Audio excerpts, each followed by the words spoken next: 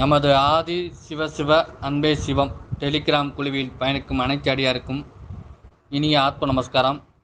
சிறப்பு விருந்தினர் வருகின்றிருக்கும் திருமதி சர்மிளா விவேக் அம்மா அவர்களை நமது குழுவின் சார்பாக வருக வருக என அன்புடன் வரவேற்கிறேன். இன்றைய வகுப்பு காயகல்பம் பயிற்சி. பெங்களூர்லேருந்து. நன்றி அம்மா, ஸ்டார்ட் பண்ணிக்கோங்க.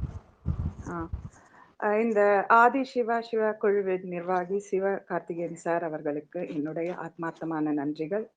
நன்றி சார், வாழ்க வளமுடன். இந்த வாய்ப்பிற்காக அனைவரும் இன்றைய நாளில் பிறந்த நாள் கொண்டாடும் அனைவருக்கும் வாழ்த்துக்கள் மற்றும் திருமண நாள் கொண்டாடும் அனைவருக்கும் வாழ்த்துக்கள். வாழ்க வளமுடன், வாழ்க வளமுடன். குரு வாழ்க, குருவே துணை. மூஷிக வாகன மோதகஹஸ்த ஷாமல கர்ண விளம்பிட சூஸ்ப வாமன ரூப மகேஸ்வர புத்திர விக்ன விநாயக பாதநமஸ்தே பாதநமஸ்தே பாதநமஸ்தே.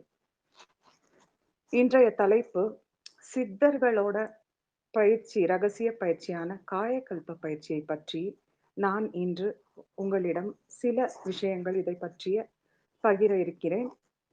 இன்று இணைந்திருக்கும் அனைத்து ஆத்ம உள்ளங்களுக்கும் என்னுடைய வாழ்த்துக்களும் நன்றிகளும். காயகல்பம் அப்படின்ற ஒரு விஷயம் என்னன்னா, இது வேதாத்ரி மகரிஷி அவர்கள் வேதாத்ரிய பொக்கிஷமாக நமக்கு சித்தர்கள் நிறைய பாடல்களை பாடியிருக்காங்க. எல்லாருமே ஒரு ஆன்மீகத்துல இருக்கீங்க. அவர்களுடைய பாடல்களின் அர்த்தம் மிக்க சூட்சுமமா நிறைந்தது. நமக்கு அதோட அர்த்தம் எளிமையா புரியாது. ஏன்னா அவங்க சூட்சுமமா எழுதியிருப்பாங்க. அத ஒரு எளிமையாக புரியும் வகையில், பாமர மக்களுக்கும் எளிமையாக புரியும் வகையில் நமக்கு மகரிஷி அவர்கள் வேதாத்ரியம்ல இந்த காயகல்ப பயிற்சியை கொடுத்திருக்காரு. காயம் அப்படின்னா உடல், கல்பம் என்றால் உறுதித்தன்மை. சோ அதுக்குதான் இந்த பயிற்சிக்கே காயகல்ப பயிற்சி. எல்லாரும் காயகல்ப லேகியம், காயகல்ப திரவியம் எதுனா நினைச்சுப்பாங்க. பட் இது ஒரு பயிற்சி. சோ இந்த பயிற்சியை நம்ம தினசரி செய்யும் போது காலையில 3 நிலைகள் இருக்கு, மாலையில ஒரு 3 நிலைகள் இருக்கு. 3 நிமிஷம் தான் பிடிக்கும். ஒரு நிலைக்கு 1 நிமிஷம் தான். அந்த மாதிரி 3 நிலைகள் 3 நிமிடம் மற்றும் மாலையில் 3 நிமிடங்கள் 3 நிலைகள் இருக்கு. சோ அப்படி பண்ண சொல்ல நம்மளோட இந்த உயிர் சக்தி, அதாவது பிராண சக்தின்னு சொல்றோம். நம்ம எழுந்து வேலை பண்ணணும், எதுனாலும் நமக்கு பிராண சக்தி இருந்தாதான் நம்ம எந்த செயலையும் நம்ம செய்ய முடியும். அந்த பிராண சக்தி இல்லைன்னா தான் நமக்கு என்ன ஆகும், அந்த உடல்ல உபாதைகள் வர ஆரம்பிக்கிறது. சோ அந்த மாதிரி விஷயத்திற்காக தான் நம்ம இந்த காயகல்ப பயிற்சி நம்மளோட உடலை ஆரோக்கியமா மாற்றி அமைக்கவும், நம்முடைய பதிவுகள் கருமையத்தில் பதிந்திருக்கும். அதாவது எல்லாருக்குமே தெரிந்திருக்கும், சஞ்சீத கர்மம், ஆகாமிய பிராரப்த கர்மம், ஆகாமிய கர்மம்.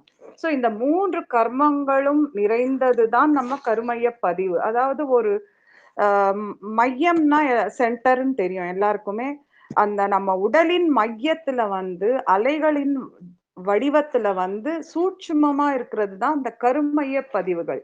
இப்போ ஒரு தொடர்புல ஒரு கணவன் மனைவியா இருக்காங்க, அவங்க கூட சகோதர சகோதரிகள், நண்பர்கள் அப்படின்னு ஒரு தொடர்புல வருவாங்க. அந்த மாதிரி தொடர்பு வரத்துக்கும் இந்த கருமையத்தில் இருக்கும் அந்த பதிவுகள் தான் காரணம். அவங்க நன்றாக வாழ்வதற்கும் அவங்க வேற விதமா வாழ்வதற்கும் இந்த கருமைய பதிவுகள் தான் முக்கியமான ஒரு விஷயம். ஏன்னா அலைகள் தான் அது. அலைகள் எல்லாம் அப்படியே சுருங்கி சுருங்கி சுருங்கி கருமையத்துல பதிவா ஒரு பதிஞ்சிருக்கு. ஒரு எடுத்துக்காட்டா பாத்தீங்கன்னா, ஒரு வெளிய போய் ஒரு மயிலை பாக்குறீங்க. ஒரு இடத்துல ஒரு மயில், அந்த மயிலோட நிறம் உங்களை கண்ணுக்கு வருது. இப்போ அதோட அழகிய கண்கள், அந்த அந்த தோகை எல்லாம் வருது. அது எப்படி உங்களுக்கு வருது? ஏன்னா அது நீங்க பாக்குறீங்க, ஒரு அலையா மாறி உங்களோட மனசுல ஃபர்ஸ்ட் பிரெயின் நர்வ்ஸ், அதாவது நரம்புல பதிஞ்சு அப்படியே மனசுல நம்ம அத ஒரு வரையறைப்படுத்துறோம், ஒரு உருவத்தை கொடுக்குறோம், அதை அப்படியே பதிய வைக்கிறோம் ரிஃப்ளெக்ஷனா. அது அப்படியே கருமையத்துல போய் பதிவா பதியுது. இந்த மாதிரி தான் நம்மளோட தாட்ஸ், அதாவது எண்ணங்கள் ஒவ்வொன்றும். இப்போ ஒருத்தரை பத்தி நினைக்கிறோம், ஒரு நல்ல விஷயத்த செய்யணும்னு நினைக்கிறோம். சோ எந்த விஷயம் இருந்தாலும், இன்னைக்கு ஒரு வேலை பண்ணணும்னு நினைக்கிறோம், ஆபீஸ் வேலை இருக்கட்டும், வீட்டு வேலை இருக்கட்டும், சோ எந்த விஷயம் இருந்தாலும் ஒரு சொல்ல நினைக்கிறோம். சோ அதெல்லாம் எண்ணங்களினோட ஒரு விஷயம் தான். அந்த ஒவ்வொரு எண்ணமும் நம்ம இந்த நிமிஷம் ஒரு நிமிஷமும் ஒரு நொடியும் நினைக்கிற ஒரு எண்ணமும் நமக்கு பதிவா அமைஞ்சு கருமையத்துல பதியுது. அதுதான் நமக்கு பிறக்கிற குழந்தைகளுக்கும் அந்த பதிவு தான் பாஸ் ஆகுது அப்படியே. அதுக்கு தான் சந்ததியினருக்கு அதுதான் அப்படியே போயிட்டே இருக்கும். நம்மளோட பதிவுகள் தான். அதுக்காக தான் சொல்றாங்க, நம்முடைய கருமையத்தை வந்து தூய்மைப்படுத்தணும்னா முதல் வேலை தவம். அதாவது ஆன்மீகத்துல வந்து மெடிடேஷன் பண்றோம் இல்லையா? நம்மளுடைய மனம், உடல் 2ம் ஒருங்கிணைஞ்சு ஒரு கான்சென்ட்ரேஷன் ஃபோக்கஸ் கொண்டு வந்து மனமற்ற நிலையா கொஞ்ச நேரம் நம்மளே மறந்து அந்த பிரபஞ்சத்தோட இணையும் போது அந்த மையத்துல வந்து ஒரு தூய்மைப்படுத்தப்படும் அந்த இது பதிவுகள் தூய்மைப்படுத்தப்பட சொல்ல உங்களுக்கு செல்வத்தில் இருக்கும் ஒரு பிளாக்கேஜோ இல்ல வீட்ல ஒரு பிரச்சனை, கர்ம பிரச்சனைகள், வினை பதிவுகள் எல்லாம் இருக்கு இல்லையா? இந்த தவம் செய்ய செய்ய அந்த கருமைய பதிவுகள் குறைய ஆரம்பிக்கும். ஏன்னா நம்ம உடம்பு மனசு 2ம் சுத்தமா ஆக சொல்ல நம்ம ஜீவகாந்தம், அதாவது நம்ம சுத்தி ஒரு காந்தம் எப்பவுமே இயங்கிட்டு இருக்கு. சூட்சுமமானது. சோ அந்த காந்த சக்தி பெருக்கும். அப்போ அந்த காந்த சக்தி பெருக பெருக என்ன ஆகும்னா, நம்மளுடைய அந்த பதிவுகள் இருக்கிற அந்த 3 கர்மாக்கள், வினைப்பதிவுகள், சஞ்சீதம், ஆ பிராரத்தம், ஆகாமிய கர்மத்தில் இருக்கும் பதிவுகள் குறைந்து குறைந்து அது இறுதியில் ஒரு நல்ல பதிவாக ஒட்டுமொத்தமாக மாறி நம்ம குழந்தைகளுக்கு அவர் சந்ததியினருக்கு எப்பவுமே ஒரு செல்வ வளமாகவும் நல்ல வாழ்க்கையும் அறிவு கூர்மை மிக்க குழந்தைகளும் பிறக்கவும் தெய்வீக தன்மையோடு பிறக்கவும் இந்த கருமைய பதிவுகள் மிகவும் அவசியம். அதற்கான தூய்மைப்படுத்தும் ஒரு பயிற்சி தான் நமக்கு மகரிஷி அவர்கள் காய கல்ப பயிற்சியாக கொடுத்திருக்கிறார்கள்.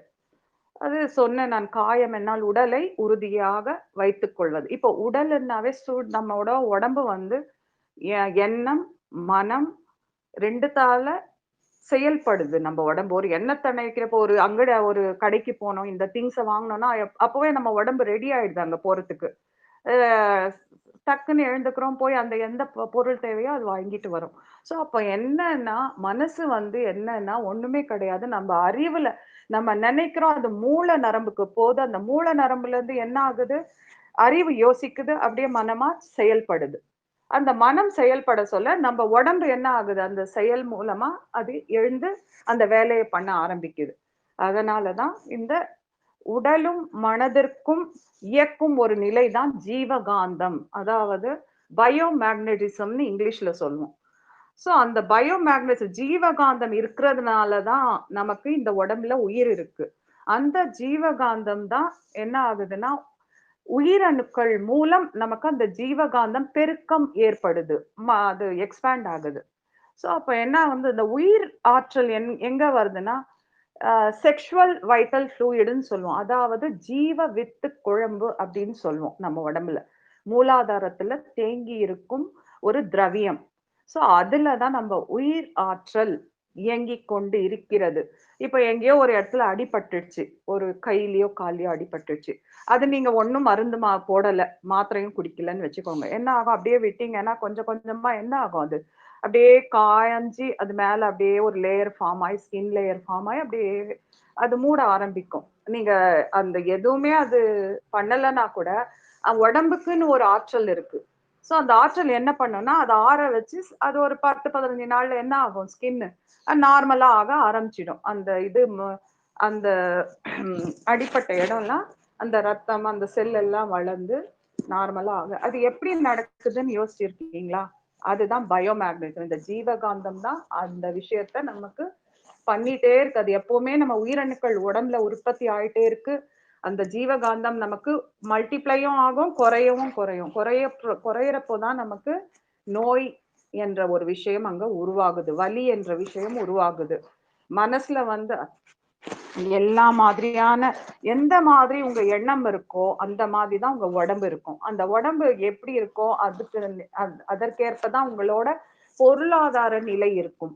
அதுக்குதான் சொல்லுவாங்க எண்ணம் போல் வாழ்க்கை அப்படின்வாங்க. சோ எண்ணம் தான். ஏன்னா எண்ணம்ன்றது ஒரு அலை வடிவத்துல இயங்கிக் கொண்டே இருக்கிறது. அது மனதில் மனம் என்பதே எண்ணங்களின் குவியல் தான். ஏன்னா ஒரு நாளைக்கு நமக்கு 65,000 75,000க்கு மேல எண்ணம் ஒண்ணு விட்டோம்னா ஒண்ணு பின்னாடி பின்னாடி பின்னாடி அப்படியே ரொட்டேஷன் ஆயிட்டே இருக்கும் எண்ணங்கள். ஸோ அதனாலதான். ஸோ இதெல்லாம் கொண்டு மனதுக்கும் உடலுக்கும் ஆன ஒரு கனெக்ஷன் தான் இந்த ஜீவ காந்தம். அதாவது நம்ம இங்கிலீஷ்ல சொல்லணும்னா பயோமேக்னட்டிசம் சொல்லுவோம். நம்ம ஹீலிங் மொடாலிட்டி, அதாவது ரெய்கி இருக்கு, பிராணிக் ஹீலிங் இருக்கு. ஸோ அத மாதிரிலாம் டேரட் இருக்கு. ஸோ இத மாதிரிலாம் பாத்தீங்கன்னா அதுல வந்து நம்ம இத வந்து ஆஹ் பிராண சக்தி, அதாவது பிரபஞ்ச சக்தின்னு சொல்றோம். வேதாத்திரியம்ல இறை சுத்த வெளி, இறை சக்தி அப்படின்னு சொல்றோம். ஸோ அந்த அந்த ஹீலிங் மொடாலிட்டிஸ்க்கு தகுந்த மாதிரி அந்த வேர்ட்ஸ் மாறும், but energy is the same.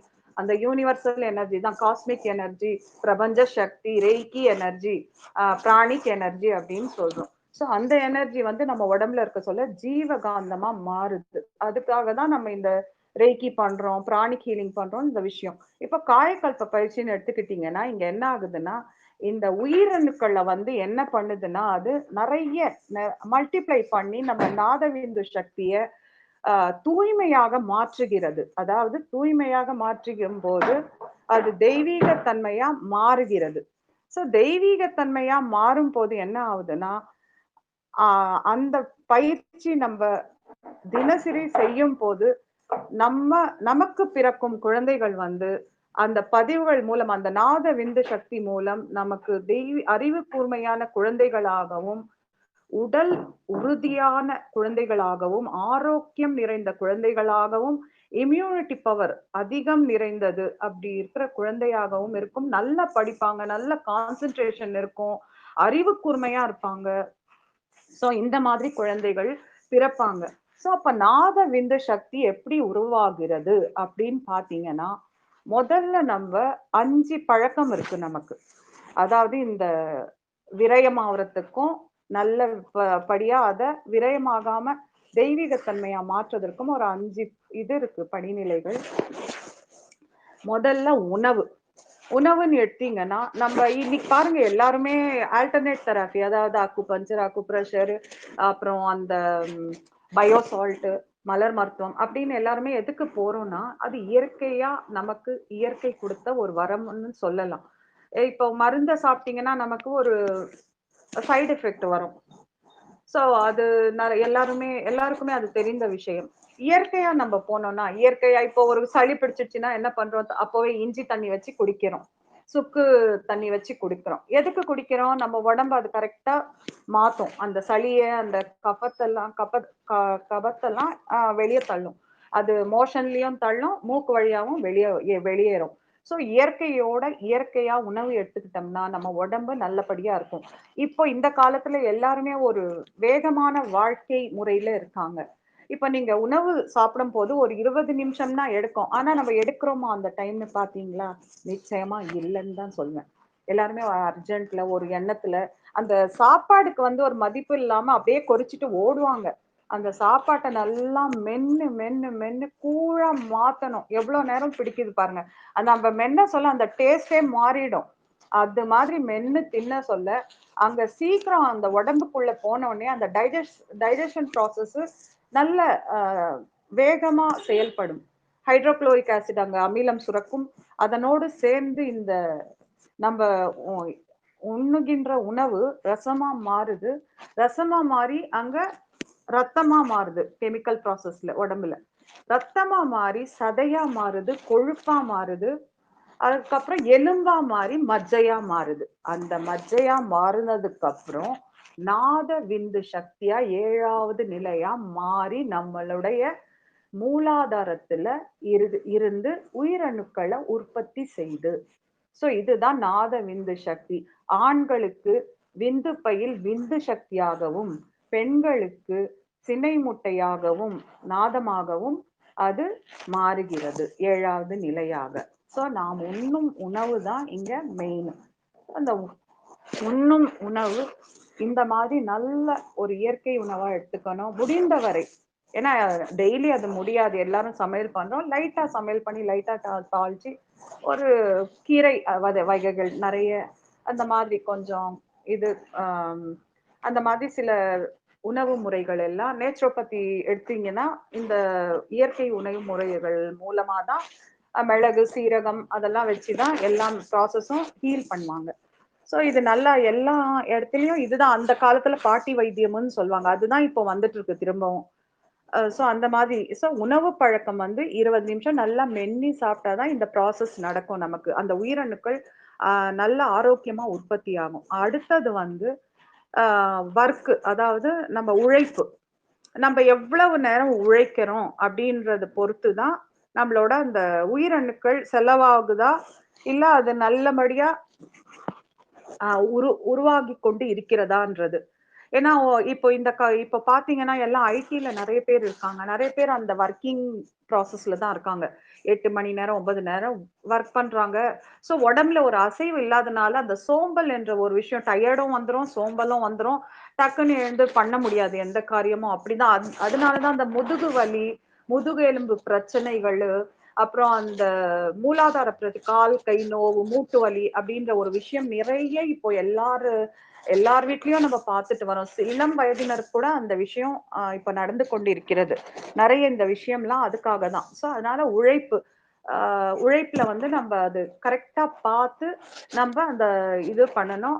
அதுக்கப்புறம் வீட்டுக்கு வந்து சில மூமெண்ட்ஸ், எக்ஸசைஸ் மாதிரி இல்ல யோகாசனம் மாதிரி பண்ணீங்கன்னா அந்த நரம்பு வந்து அப்படியே இறுக்கி பிடிச்சிருக்கும் அது உட்கார்ந்ததுனால.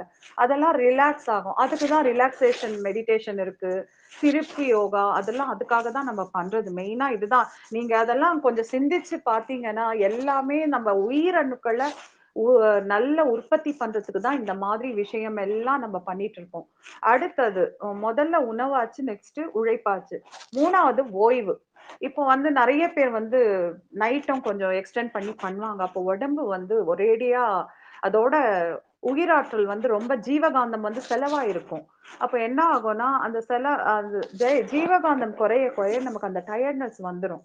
உடம்பு எல்லா இதுவும் டயர்ட்னஸ் அந்த மாதிரி வர சொல்ல நம்ம கொஞ்சம் ரெஸ்ட் எடுத்தாகணும். அந்த உடம்பிற்கு அதற்கான ஒரு எல்லை இருக்கிறது. அதற்கு மேல் அதற்கு ஒரு ஓய்வு கொடுக்க வேண்டும். நல்ல ஒரு தூக்கம் இருக்க வேண்டும். அப்போதுதான் மறுநாள் நீங்க எழுந்து பண்ண முடியும். ராத்திரி ஆஹ் நல்ல ஒரு நடுராத்திரி வரல உங்க வேலை முடிச்சிட்டு ஆபீஸ் வேலையோ இல்ல வீட்டு வேலையோ எல்லாம் முடிச்சிட்டு நீங்க படுத்தீங்கன்னா மறுநாள் எழுந்துக்கிறதுக்கே முடியாது உங்களால. ஏன்னா நம்மளோட ஜீவகாந்தம் அவ்வளவு செலவழிந்து இருக்கிறதுனால அது திரும்பவும் நல்லா ஓய்வு இருந்தாதான் அந்த உயிரினங்கள் வந்து உருவாகிறதுக்கான ஒரு வாய்ப்பு அங்க வரும்.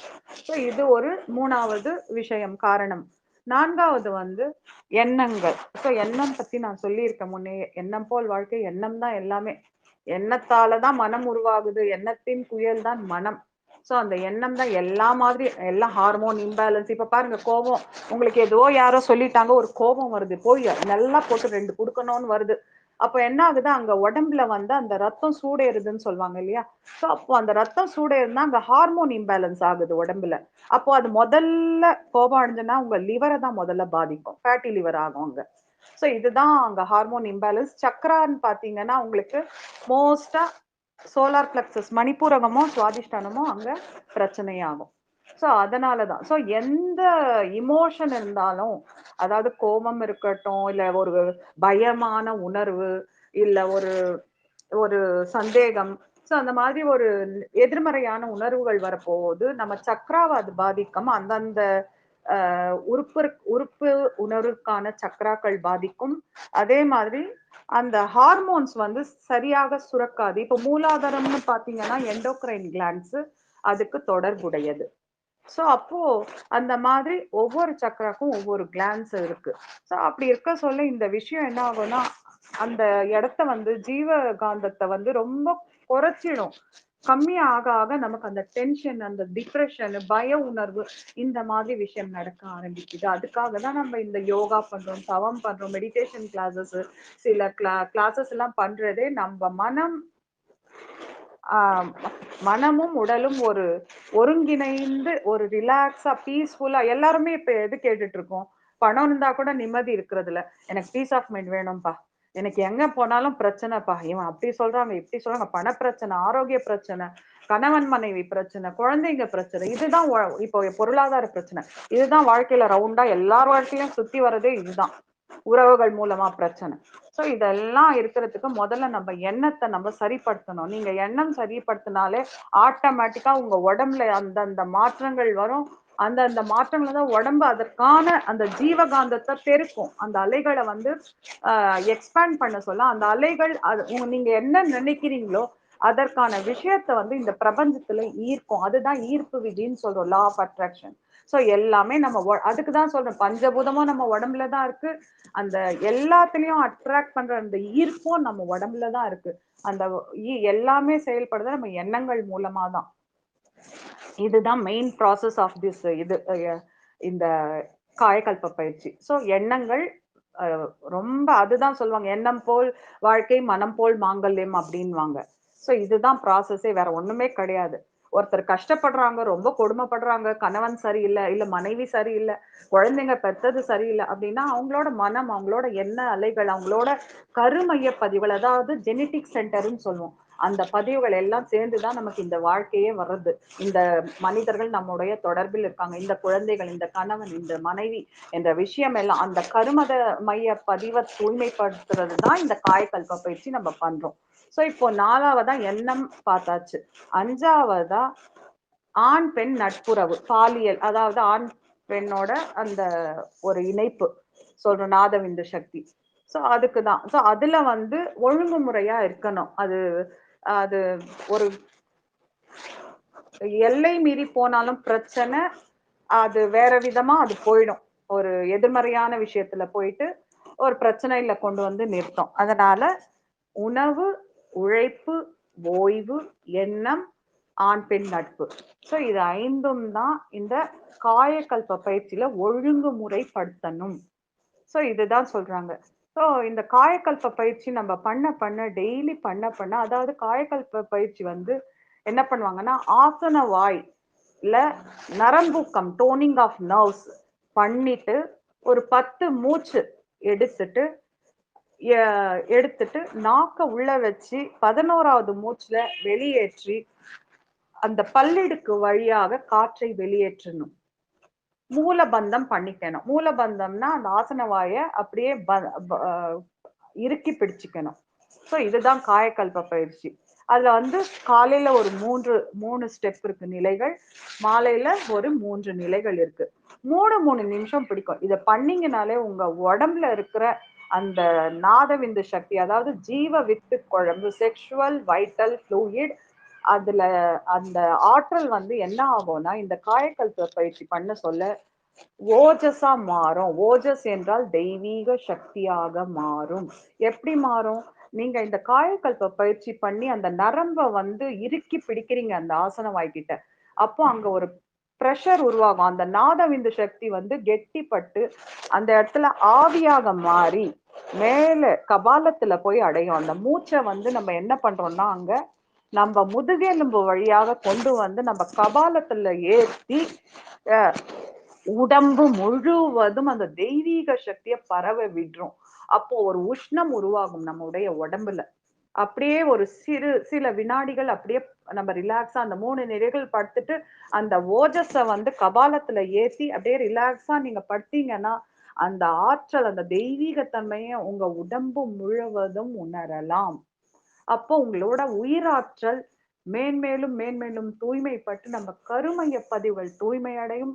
நம்ம உடம்புல இருக்கிற ஒவ்வொரு நரம்பும் தளர்வு, நரம்பு தளர்ச்சி இருக்கும் இல்லையா, அதெல்லாம் அப்படியே டோன் ஆகும். அப்படியே அந்த நரம்பு உறுதி பெறும்.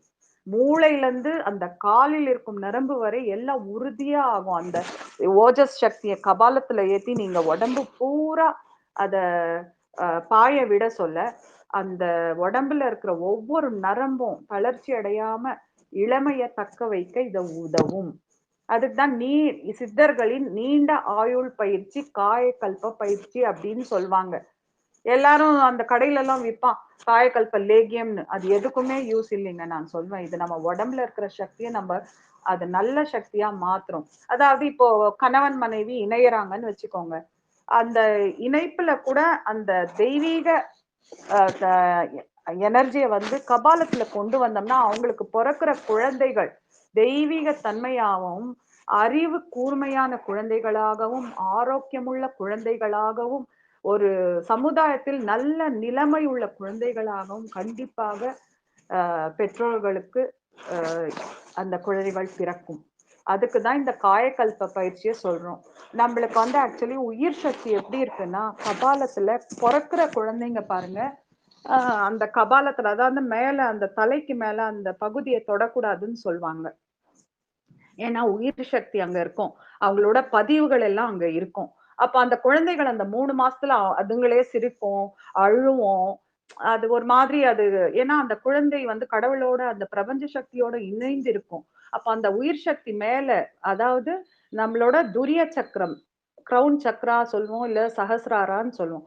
அந்த சக்கரத்துல இருக்கும் அங்க கபாலத்துல. அதுக்கு தான் பெரியவங்க அந்த காலத்துல குழந்தை பொறந்த உடனே அங்க தொடாதீங்க அப்படின்னு சொல்லுவாங்க.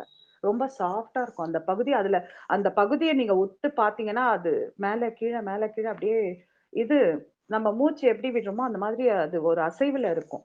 அப்போ நம்ப அந்த குழந்தைகள் பிறந்து வளர, வளர என்ன ஆகும்னா, அந்த உடம்பு வந்து விரிவடையுது. எலும்பு பெருசாகுது, மஜ்ஜைகள் அது இது எல்லாம் அப்படியே ஒரு ஒரு ஆர்கனா உருவாக, உருவாக அந்த உயிர் சக்தி கீழ இறங்கி, இறங்கி, இறங்கி, இறங்கி ஆண்களுக்கு அதாவது ஒரு 14, 15 வயசுக்கு அப்புறம் பெண் குழந்தை வந்து ஒரு வயதுக்கு வராங்க.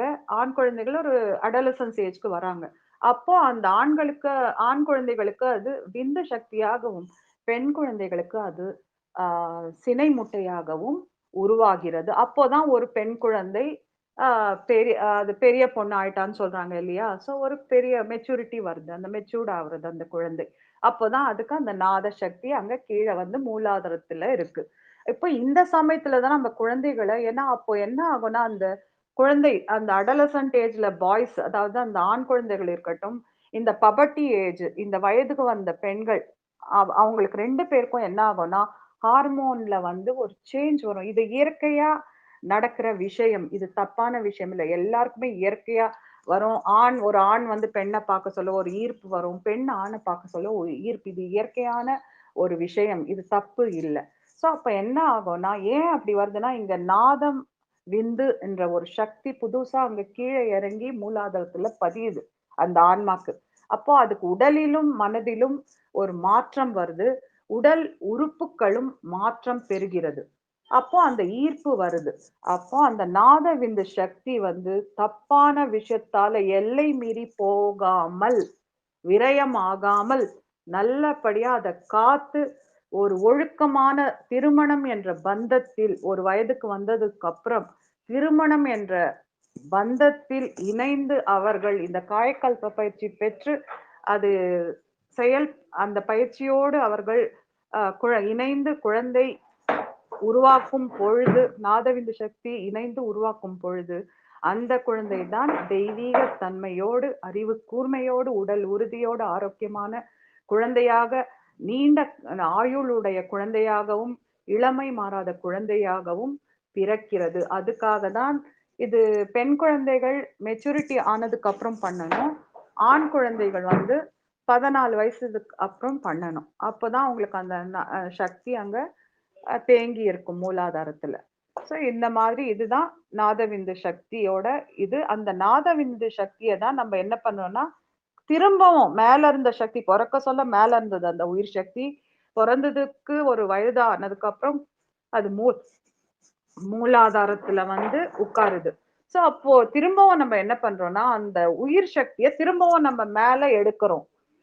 கபாலத்துல ஏத்துறோம். கபாலத்துல ஏத்த சொல்ல அந்த பயிற்சி தான் ஓஜஸ் அப்படின்ற ஒரு தெய்வீக அஹ், அந்த நாதவிந்து சக்தியா ஆவியாக முதுகெலும்பு வழியாக மூச்சின் மூலம் கபாலத்துல ஏத்தணும்.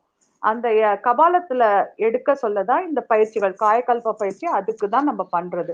அந்த கபாலத்துல ஏத்துட்டு அந்த உடம்பு பூரா அந்த தெய்வீக சக்தி ஓஜஸ பரவ விட சொல்லதான் இந்த விஷயம் நடக்குது. இப்போ பெற்றோர்கள் கூட இந்த காயக்கல்ப பயிற்சி டெய்லி பண்ணலாம். அப்போ அவங்க உடம்புல வந்து அந்த ஏன்னா நம்ம உடம்பு பூரா அணுக்களின் அடுக்குகள் தான். So the body is made up of cells எல்லாருக்குமே.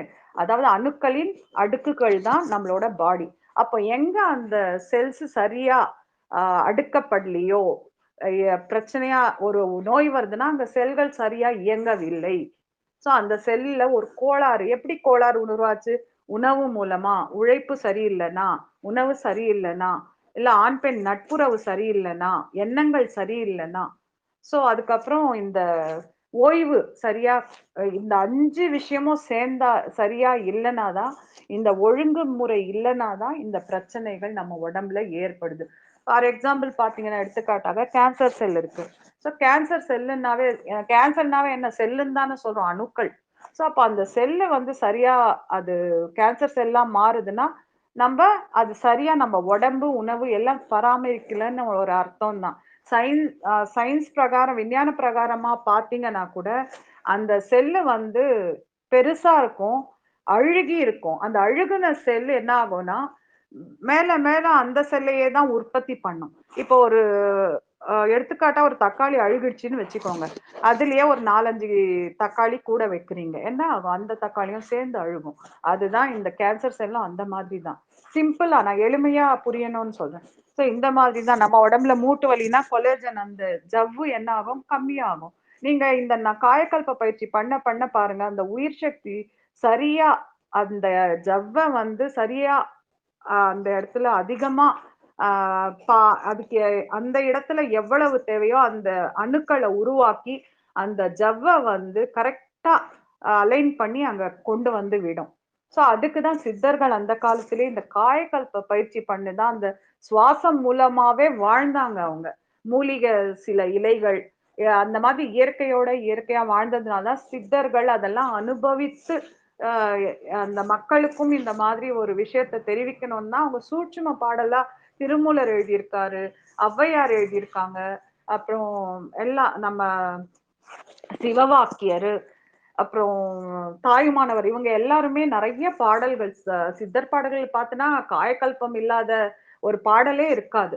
அதுல பார்த்தீங்கன்னா, விநாயகர் அகவல்ல வந்து நம்ம ஔவையாரே சொல்வாங்க, "மூலாதத்தில் மூண்டெழுந்த கனலை காலால் எழுத்திய கருத்தறிவித்து" அப்படின்வாங்க. அதுல நீங்க விநாயகர் ராகவல் படிச்சீங்கன்னா, நம்ம உடம்புல இயங்குற ஒவ்வொரு விஷயம், அந்த பிரபஞ்சத்தோடு இணையிற ஒவ்வொரு விஷயம், சக்ராக்கள் பத்தி எல்லாமே அதுல வந்துரும். அது ஆழ்ந்து போனீங்கன்னா, அந்த ஒரு ஒரு வார்த்தையும் அதுல அவ்ளோ ஒரு அழகா சூட்சுமமா இருக்கும். அந்த காலம் ஔவையார் வாழ்ந்தது எந்த காலம்? எந்த சயின்ஸ் இல்ல, எந்த புஸ்தகம் இல்ல, எதுவுமே இல்ல. ஆனா அவங்க அனுபவம் பண்ணத தான் என்ன பண்ணியிருக்காங்க? பாடலா எழுதியிருக்காங்க. அந்த பாடல் புரியறதுக்கு நம்ம இந்த வருஷம் இவ்ளோ வருஷம் ஆச்சு. சோ அப்பன்னா அது பிராக்டிகலா போக சொல்ல இந்த காயகல்ப பயிற்சிய தான் அவங்க மூலாதாரத்தில் எழுந்த கனலை அப்பன்னா மூலாதாரத்தில் இருக்கும் அந்த நெருப்பு போன்ற அந்த நாதவிந்து சக்தியை ஆவியாக முதுங்கெலும்பாக மூச்சாக மாற்றி கபாலத்தில் ஏற்றும் பொழுது என்ன ஆகிறது? தெய்வீக சக்தி ஓஜஸாக மாறி உடம்பு முழுவதும் அந்த அணுக்கள் வந்து சரியா நல்ல ஒரு ஜீவகாந்த சக்தியாக மாறி நம்ம உடம்ப ஆரோக்கியமா மாறுது, உரிதத்தன்மையா மாற்றி கொடுக்கிறது. சோ இதுக்கு தான் காயகல்ப பயிற்சி அப்படின்னு சொல்றோம். இத வந்து இங்க இந்த இப்போ இருக்கிற இந்த ப்ரோகிராம்ல நெறைய டீச்சர்ஸ் இருக்கலாம், இல்ல கல்லூரியில ஆ வேலை பண்றவங்க இருக்கலாம். நிச்சயமா இந்த காயகல்ப பயிற்சிய ஒரு விழிப்புணர்வ எல்லாருமே கொண்டு வரணும். ஏன்னா இன்னைக்கு பார்த்தீங்கன்னா, மாணவ, மாணவியர்களுக்கு மத்தியில நிறைய அந்த பாலியல் பிரச்சனைகள், அந்த பாலியல் வன்முறைகள் இந்த சமுதாயத்துலலாம் நடந்திருக்கு. சோ அதெல்லாம் எதுக்குன்னா, இந்த நாதவிந்து சக்தி பற்றிய ஒரு விழிப்புணர்வு இல்லாததுனால தான். இத பற்றி தெரிஞ்சுக்கிட்டு அந்த காயகல்ப பயிற்சிய ஒவ்வொரு ஸ்கூல்லயும், ஒவ்வொரு கல்லூரி, ஒவ்வொரு பள்ளியிலும் ஒரு சப்ஜெக்ட்டா ஒரு சப்ஜெக்ட்டா வைத்து ஒரு விழிப்புணர்வ கொண்டு வந்தாங்கன்னா, அந்த குழந்தைகளுக்கு ஏன்னா குழந்தைகளும் தெய்வமும் ஒன்றுன்னு சொல்லுவாங்க. குழந்தைகளுக்கு வேகமா அவங்களோட மூளையில பதியும். ஓ! இவ்வளவு இருக்கா இதுல? இத சரியான ஏன்னா மாணவ, மாணவிகள் அவங்களுக்கு தெரியல. அந்த ஒரு பபர்ட்டி ஏஜ்லயும், அடாலசன்ட் ஏஜ்லயும் ஒரு பூரிப்பு வரும் அவங்களுக்கு மனசுல. அந்த பூரிப்பு வந்து வலிமையா தான் மாத்தணும் தவிர, அது எல்லை மீறி காமமா மாறி ஒரு பாலியல் விஷயத்துல கொண்டு போய் பெற்றோர்களுக்கும் அது ஒரு தவறான அதாவது ஒரு கஷ்டமா போயிடுது. அந்த வாழ்க்கையே போயிடுது குழந்தைகள்து. சோ அந்த மாதிரி ஒரு விஷயத்த கொண்டு வந்து குடுத்துருது. சோ அதுக்கு முக்கிய காரணமே அத பற்றி ஒரு விழிப்புணர்வு கான்ஷியஸ் இல்லாததுனால தான் இந்த மாதிரி பிரச்சனைகள். அது குழந்தைங்களுக்கு வந்து இந்த காயகல்ப பயிற்சி எதுக்கு பண்றோம்? சோ அதுல என்ன அவ்ளோ இம்பார்ட்டன்ஸ் இருக்கு? சோ அது பண்றதுனால என்ன மாதிரியான ஒரு விளைவுகள் வருது? ஏன்னா எண்ணம் சீராகும் முதல்ல. எண்ணம் சரியா இருந்தாவே உங்களுக்கு நேர்மறையான எண்ணங்கள் தோன்றினாலே வாழ்க்கை மேன்மை அடையும் நிச்சயமா. ஏன்னா அதற்கான விஷயம் நம்ம உடம்புல மாற்றங்கள், ஹார்மோன், சக்ராஸ் எல்லாம் பேலன்ஸ்ல வரும். அப்போ நோய்கள் என்ன ஆகும்? நிறைய குறைஞ்சி போயிடும். பதிவுகள் தூய்மைப்படுத்தப்படும். உடம்பு வந்து நல்ல உறுதியா இருக்கும். இம்யூனிட்டி பவர் ஜாஸ்தியாகும். இந்த மாணவர்கள் எதுக்கு பண்ணணும்னு சொல்றாங்கன்னா, கான்சன்ட்ரேஷன் படிக்கிறது ஞாபகம் சக்தி அதிகமா இருக்கும். ஏன்னா இந்த காயக்கல்ப பயிற்சி பண்ண மாணவர்கள் ஃபீட்பேக் அதுதான் கொடுத்துருக்காங்க. நல்ல கான்சன்ட்ரேஷன் அவங்க படிக்கிறாங்க பாருங்க, அந்த வந்து அவங்களோட சப்கான்ஷியஸ் ஆழ் மனசுல அப்படியே பதிஞ்சிடுது அவங்களுக்கு. சோ அந்த மாதிரி பதிய பதிய அந்த பசங்களுக்கு அறிவு கூர்மை மேன்மைப்படுது. அப்போ அறிவு கூர்மை மேன்மைப்பட என்ன பண்றாங்க? பசங்க நல்லா படிக்கிறாங்க. நல்ல காலேஜ்ல கிடைக்குது. நல்ல காலேஜ் முடிச்சோனே பிளேஸ்மெண்ட் நல்லா கிடைக்குது. நல்ல வேலையில போறாங்க. நல்லா சம்பாதிக்கிறாங்க. சோ அவங்களோட ஃபேமிலி, அவங்களோட பொருளாதாரம் மேன்மை அடையுது. சோ எல்லாத்துக்குமே காரணம் நம்ம உடம்பு, நம்ம எண்ணத்திலே இருக்கு. அத சரிப்படுத்தணும்னா எல்லாமே தூய்மைப்படுத்தப்படும். சோ இதுதான் காயகல்ப பயிற்சியோட ஒரு சிறிய விளக்கம். இததான் மகரிஷி அவர்கள் நமக்கு அற்புதமாக ஒரு பயிற்சியாக கொடுத்து, இது ரொம்ப எளிய பயிற்சி இது. எல்லாருமே எல்லா வயதினரும் பண்ணலாம். ஆனா பெண்கள் வந்து மாதவிடாய் காலங்கள்ல வந்து இது பண்ணக்கூடாது. 3 to 5 நாட்கள் இந்த பயிற்சியை பண்ணக்கூடாது. அதே மாதிரி கர்ப்பிணி பெண்கள் அவங்களும் இந்த பயிற்சியை பண்ணக்கூடாது. இன்னொன்னு வந்து சர்ஜரி, அதாவது அறுவை சிகிச்சை நடந்தவங்க, ஹார்ட் பேஷண்ட்ஸு, ரத்த கொதிப்பு, பிபி இருக்கிறவங்க, இவங்கெல்லாம் கொஞ்சம் இந்த பயிற்சியை பண்ணக்கூடாது. ஏன்னா இது நம்ம வந்து மூலாதாரத்துல இருக்கிற அந்த நாதவிந்து சக்தியை மூச்சு வழியாக, முதுகெலும்பு வழியாக நம்ம கபால தலைக்கு கொண்டு வரும். அப்போ பிபி பேஷண்ட்க்கு தலை சுத்தல் அதிகமாயிடும். ஸோ இதை எல்லாம் அவங்களுக்கு என்ன ரிப்போர்ட் இருக்கோ அது பற்றி, அவங்க உடம்பு எப்படி இருக்கோ அதுக்கு தக்கப்படி மருத்துவரிடம் ஆலோசனை கேட்டுக்கொண்டு, அதுக்கப்புறம் கொஞ்சம் கொஞ்சமா அந்த தவத்தின் மூலம் கொஞ்சம் உடம்பு மனசை வந்து சரியா படுத்தி சமநிலைப்படுத்தி விட்டு அதுக்கப்புறம் இந்த பயிற்சியை தொடங்கலாம். நீங்க காயக்கல்ப பயிற்சி பண்ண பண்ண உடம்பு வந்து இளமையா மாற ஆரம்பிக்கும். நீங்க நம்ப மாட்டீங்க, முடி கூட நல்லா திக்கா வளர ஆரம்பிக்குது. மனசுல வந்து அந்த சஞ்சலம் இருக்கிறது இல்ல. அதாவது ஆஹ் அந்த குரங்க மாதிரி தாவிட்டே இருக்கும் மனசு. ஒண்ணு விட்டு இது பண்ணலாமா, இன்னைக்கு இது பண்ணலாமா, நாளைக்கு அது போடலாமா அப்படின்னு தள்ளி விடுவோம். தள்ளி போட்டுட்டே போவோம். அதெல்லாம் இல்லாம இன்னைக்கு பண்ணுவோம், இப்பவே பண்ணுவோம் அப்படின்ற ஒரு மனநிலை வரும். உடம்பு முதல்ல எந்த வயதினர் பண்ணாலும் சுறுசுறுப்பா மாறுது. அந்த சோம்பேறித்தனம்ன்றதே இருக்கிறது இல்ல. ஏன்னா உடம்பு பூரா அந்த ஓஜஸ்ன்ற அந்த உஷ்ண சக்தி, தெய்வீக சக்தி நம்ம போட சொல்ல, அந்த சக்ராஸ், நம்ம ஹார்மோன்ஸ், நம்ம உடம்புல இருக்கிற ஒவ்வொரு செல்லும், அந்த உயிரணுக்கள் அவ்வளோ ஒரு உயிர்த்தன்மையோட மாற ஆரம்பிக்குது. நம்ம ஜீவகாந்தம் விரிவடையுது. சோ ஜீவகாந்தம் விரிவடைய சொல்ல, அந்த ஜீவகாந்தம் தான் பயோமேக்னட்டிசம் சொல்றோம். ஹீலிங் தெராப்பில, ரேக்கில, பிராணிக்ல எல்லாம் நம்ம என்ன பண்றோம், அதுக்கு ஆறான்னு சொல்றோம். அவ்வளவுதான், வேற ஒண்ணுமே கிடையாது. அதே மாதிரி வாசி யோகம் பண்றோம். நம்ம வாசி யோகம் என்ன பண்றோம்னா, மூச்சை நம்ம வெளியே விடுறோம். வாசிய வந்து உள்ளேயே வாசிய, அதாவது நம்ம உள்நாக்கு வழியாக கபாலத்துல ஏத்துறோம். மூச்சு மூலமா இல்ல, உள்நாக்கு வழியாக மூச்சை உள்ளேயே சுழல விட்டு கபாலத்துல, அதான் கபாலத்தின் கீழே உள்நாக்குக்கு மேலே ஒரு சென்டர் பாயிண்ட் இருக்கு, அங்க வாசிய கொண்டு வரோம். நம்ம கொண்டு வந்து அத வாசிய நம்ம பிராக்டிஸ் பண்ண சொல்ல, நமக்கு மெயினா வாசியோகம் பண்றதே நம்ம ஆறாவ விரிவடைக்கிறதுக்கு தான். அதுதான் அதோட இதுவே. அதுக்குதான் சித்தர்கள் எல்லாம் அந்த சமயம் பண்ண சொல்ல, அவங்க வந்து காட்டுல பண்ணிட்டு இருந்தாங்க. அப்ப அவங்க முன்னாடி அந்த பாம்பு வரும், விஷம் உள்ள பாம்புகள் வரும். அப்புறம் அந்த என்ன சொல்லுவாங்க, அந்த விலங்கினங்கள், கொடூரமான விலங்கினங்கள் எல்லாம் வரும். சிங்கம், புலி அதெல்லாம் வரும், கடிச்சு கொதறிடும் ஆளுங்களை பார்த்தா. ஆனா அது எப்படி சித்தர்களை விட்டது அப்படின்னு யோசிச்சிருக்கீங்களா? ஏன்னா அவங்களோட அந்த ஜீவகாந்த அலைகள் வந்து விரிவடைச்சு விட்டுடுறாங்க. அப்ப தெய்வீக தன்மையா ஒரு ப்ரொடெக்ஷனா அது மாறிட சொல்ல, அந்த விலங்கினங்கள் அங்கேயே நின்னுடும், பக்கத்துல வர முடியாது.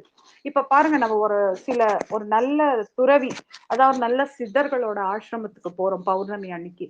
போய் அங்க உட்கார்ந்தீங்கன்னா உங்க மனசுல வந்து ஒரு அமைதியா நீங்க உணர்வீங்க. எதுக்கு? அவங்க உடல் மனம் ரெண்டும் ஒருங்கிணைந்து அந்த உயிரோட்டம் வந்து அந்த உடம்புல ஓடிட்டே இருக்கும். அந்த அலைகள் தான் உங்களை வந்து என்ன பண்ணுது, அந்த இடத்துக்கு போன உடனே ஒரு அமைதியை நீங்க தியானம் பண்ணி அங்க உட்கார சொல்ல, அந்த அமைதி என்ற அவங்க அலைகள் வந்து உங்களை தொடும் பொழுது அந்த அமைதியை நீங்க எங்கன்னா அங்க உங்க ஜீவ இது காந்தம் என்ன ஆகுது, அந்த அலையோட இணையும் போது, சித்தரோட அலையோட இணையும் போது உங்க ஜீவகாந்தம் அங்க என்ன ஆகுது, விரிவடையுது.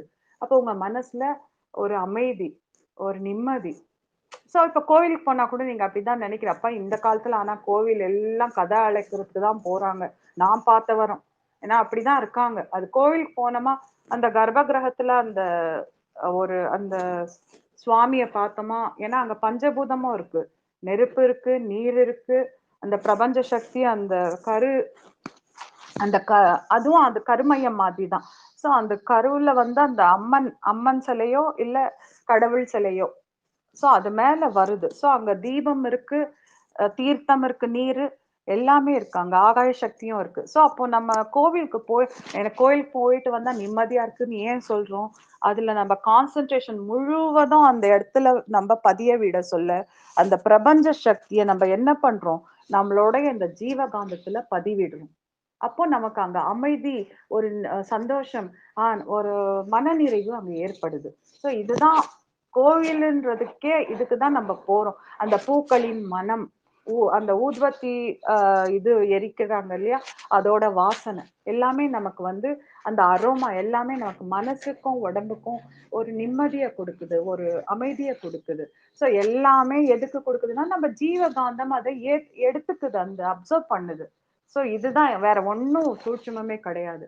அதனாலதான் நம்ம அதாவது ஜீவகாந்தத்தை பயோமேக்னிசம விரிவடையணும், நம்ம உயிரணுக்களை நல்ல முறையில மேன்மைப்படுத்தணும், உற்பத்தி பண்ணணும், நல்ல குழந்தைகள் நமக்கு பிறக்க வேண்டும், வரும் சந்ததியினர்களுக்கு நல்ல ஒரு ஆரோக்கியமான, ஒரு நல்ல பதிவுகளும், ஆரோக்கியமான ஒரு உடலையும், நல்ல விஷயத்தையும், நல்ல எண்ணங்களையும் கொடுக்கறதுக்கு இந்த காயகல்ப பயிற்சி அற்புதமான ஒரு பயிற்சியாக நான் இங்கு கூறிக்கொள்ள விரும்புகிறேன். அதுவும் அதாவது திருமண பந்தத்தில் இருக்கும் ஆண் பெண்களுக்கு இது மிகவும் முக்கியம். ஏன்னா அதுக்கப்புறம் அவங்க ஒரு குழந்தைக்கு வந்து உருவாக்க போகிறார்கள். அப்போ இந்த பயிற்சியை பண்ண சொல்ல அந்த குழந்தைகள் அவ்வளவு சிறப்பாக, ஆரோக்கியமாக, உறுதித்தன்மையோடு, தெய்வீக தன்மையோடு, அறிவு கூர்மையோடு சமுதாயத்தில் ஒரு பெரிய நல்ல மாற்றத்தை கொண்டு வரும் ஒரு குழந்தையாக இருக்கும். இப்ப சமுதாயத்துல ஒரு குழந்தை அப்படி இந்த பயிற்சி பண்ண பண்ண என்ன ஆகும், அந்த தம்பதியினருக்கு பிறக்கும் குழந்தைகள் ஒரு நல்ல சமுதாயத்தை உருவாக்க முடியும், வன்முறைகள் குறையும், இந்த பாலியல் வன்முறைகள், ஆண் பெண் இளமை பருவத்தில் இருக்கும் மாணவ மாணவிகள் நடுவில் இருக்கும் கவர்ச்சி மூலம், அந்த ஆண் பெண் அந்த நட்புறவு மூலம் நடக்கும் எல்லை மீறிய விஷயங்கள் எல்லாம் அங்கு குறைக்கப்படும். ஒரு நாலேஜ் வரும், இதை பத்தி ஒரு நாலேஜ் வந்து இந்த பயிற்சியை பண்ண ஆரம்பிக்க அந்த நாதவிந்த சக்தி வந்து எல்லை மீறி தப்பான வழியா போகாம தெய்வீக தன்மையாக, தூய்மைப்படுத்தும் தன்மையாக, ஒழுக்கம் நிறைந்த வாழ்க்கையாக, வாழ்க்கை முறையை மேன்மை செய்து கொள்ள இது மிகவும் உதவும் ஒரு பயிற்சியாக காயகல்ப பயிற்சியை நமக்கு வேதாத்ரி மகரிஷி அவர்கள் கொடுத்திருக்கிறார்கள். ஸோ இதுதான் நான் காயகல்ப பயிற்சி பற்றி கூறிக்கொள்ள விரும்பினேன். ஸோ அனைவருக்கும் இதை பற்றிய ஒரு புரிதல் இங்க உங்களுக்கு வந்திருக்கும்னு நினைக்கிறேன். இந்த பயிற்சி வந்து இப்போ ஜூலை 15ஆம் தேதி ஜூம் மீட்டிங் மூலமா லைவா குருஜி அவர்கள்